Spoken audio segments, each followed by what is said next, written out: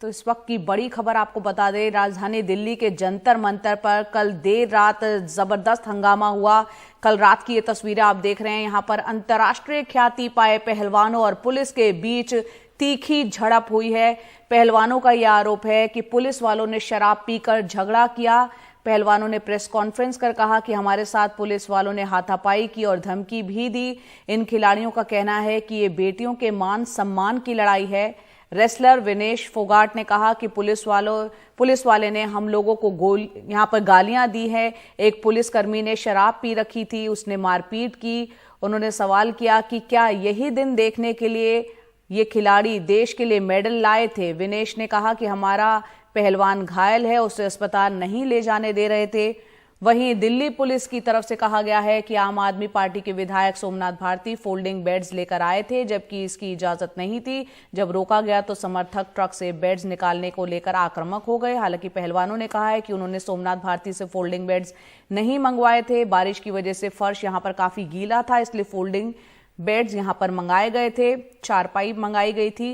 पहलवानों ने आरोप लगाया है कि जंतर मंतर पर महिला पुलिसकर्मियों को यहां पर तैनात नहीं किया गया था। तो कल पूरी रात यहां पर काफी गहमा गहमी रही और तीखी झड़प यहां पर देखने को मिली। अब सुबह कैसे हालात हैं यहां पर जंतर मंतर पर, हमारे सहयोगी विमल मोहन मौजूद है। विमल जी, आप वहां पर मौजूद हैं। पूरी रात जो है बीती है, पहलवानों और खिलाड़ियों और पुलिस के बीच झड़प हुई है। बेहद शर्मनाक तस्वीरें थी जब वो महिला अंतर्राष्ट्रीय ख्याति प्राप्त पहलवान रोती बिलखती हुई नजर आ रही थी, न्याय की बात कर रही थी, कई बातें निकल कर आई थी। आप वहां मौजूद है, बताएं अभी के हालात कैसे हैं। रात 1:30-2 बजे तक पहलवानों से बात हुई है ओवर द फोन, और उसके बाद आज सुबह मैंने, क्योंकि पहलवान मुझे लगता है सो रहे थे, काफ़ी बातचीत के बाद उनके साथ जो लोग थे, 1-2 लोग, उन लोगों से मेरी बातचीत हुई और उनका जो कहना था कि रात में एक तरह से बारिश हुई थी कल दिन में, और उसके बाद सोने के लिए उन्होंने कॉट मंगवाए थे।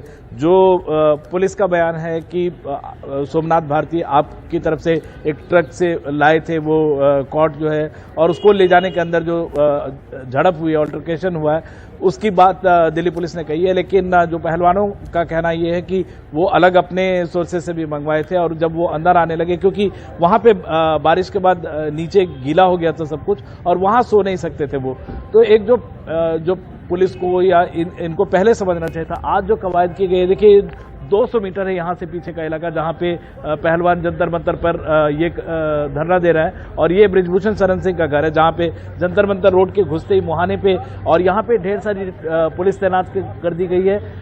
एरिया को सील कर दिया गया। दोनों तरफ से आप पहलवानों से मिलने नहीं जा सकते।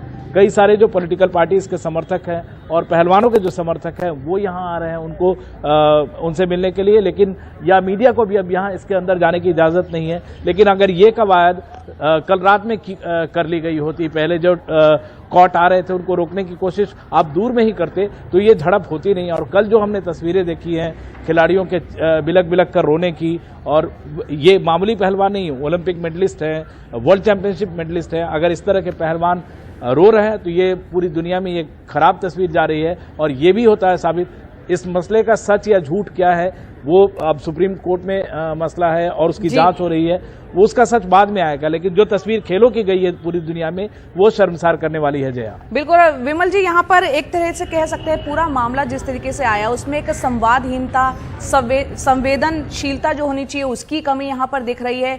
यहाँ विनेश फोगाट कह रहे हैं कि महिला पहलवानों के सामने जो है वहाँ पुलिसकर्मी महिला नहीं थी, बल्कि धक्का जो है पुलिसकर्मी जो पुरुष है वो कर रहे थे, शराब पी रखी थी, कई आरोप लगाया। और वो रोते रोते कह रहे हैं क्या इस दिन देखने के लिए, यही दिन देखने के लिए हम मेडल जीत कर आए थे। तो बेहद शर्मनाक ये तस्वीरें और ये बातें सुनने को मिली हैं कल। बिल्कुल, आप जो कह रहे हैं संवादहीनता और संवेदनशीलता, इन दोनों की कमी पिछले 3 महीने में पूरी तरह से दिखाई दी है। 3-3.5 महीने पहले भी ये स्ट्राइक पर आए, उसके बाद 10-12 दिन से ये स्ट्राइक पे हैं। आपको ये ऐसा कोई ये ड्रिल नहीं है जो दिल्ली पुलिस को पता नहीं है। इससे बड़ी बड़ी किसान आंदोलन है, अगर आप उसको हैंडल कर सकते हैं, यहाँ इसको पहले हैंडल किया जा सकता था। और लोगों को, पुलिस को या जो भी सिस्टम है उसको ये समझने की जरूरत है कि ये आम प्रोटेस्टर्स नहीं है, ये आम प्रदर्शनकारी नहीं है, ये ऐसे कोहिनूर है आपके लिए जो मेडल जीत कर लाए हैं, और उनको आपको संभालने की जरूरत है। अगर आप एक तरफ से अगर ये भी मान लें कि सारे आरोप झूठे हैं, फिर भी आपको उनको संभाल कर उनके सामने सच्चाई लाने की जरूरत है। लेकिन आप जिस तरीके से ट्रीट कर रहे हैं, खिलाड़ियों को ऐसे ट्रीट नहीं करते हैं। इंडिया वैसे ही ओलंपिक्स में सदियों से मतलब इक्का दुक्का मेडल जीतता रहा है, अब जाके 7 मेडल जीते हैं इस बार टोक्यो में। अगर आप ये ट्रीट करते हैं खिलाड़ियों को तो आप बहुत ही गलत प्रेसिडेंट सेट कर रहे हैं। जी, यहाँ जो खिलाड़ी आरोप लगा रहे थे कि पुलिसकर्मियों ने शराब पी रखी थी और कुछ पहलवानों को चोटें आई हैं, उनको अस्पताल ले जाने नहीं दिया गया, बारिश हो रही थी तो पूरे गद्दे भीग गए थे तो उनको वहां पर जो फोल्डिंग पलंग है वो लाने नहीं दिए गए, इस पर पुलिस का क्या कहना है, पुलिस का क्या वर्जन है? देखिए, पुलिस का वर्जन है कि, और जो सोमनाथ भारती ने भी कहा था, ये मैंने दोनों बयान सुना था और कल मेरी पहलवानों से रात में ओवर द फोन बात भी हो रही थी। सोमनाथ भारती ने यह कहा था कि वो इन्होंने कोर्ट मांगा था और हमने कोर्ट को ले जाने की अंदर कोशिश की थी। पुलिस का बयान यह है कि ट्रक से वो लाए थे, अंदर सामान को ले जाने की इजाजत नहीं है। और पहलवानों का ये कहना है कि उन्होंने कोर्ट अपना मंगवाया था, अलग से, उनका पॉलिटिकल पार्टी से मतलब नहीं था, वो अपने अलग से ये मंगवाए थे। लेकिन जया, मैं जब बैग लेकर जाता हूं अपने रक्षा पीछे जो छोटा बैग लेकर जाता हूं, हाँ। उसको भी पुलिस चेक करती है। हाँ। अगर आप इतने बड़े कोर्ट को नहीं चेक कर सकते हैं दूर पे, 100 मीटर दूर पे, आप लाके यहाँ पे अगर कोर्ट को लाएंगे, यहाँ तो झड़प होगी।